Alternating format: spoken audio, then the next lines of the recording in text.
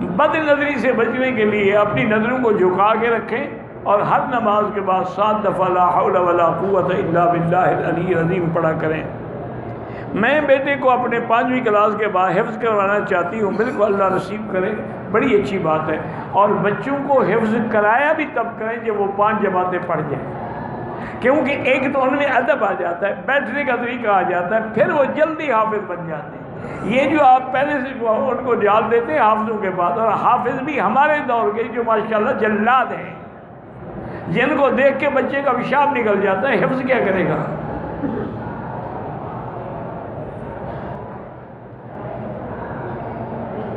اگر کوئی آدمی اپنی بیوی سے ملتے ہوئے کنڈم استعمال کرتا ہے، کیوں؟ کہ اولاد نہ ہو، یہ منع ہے۔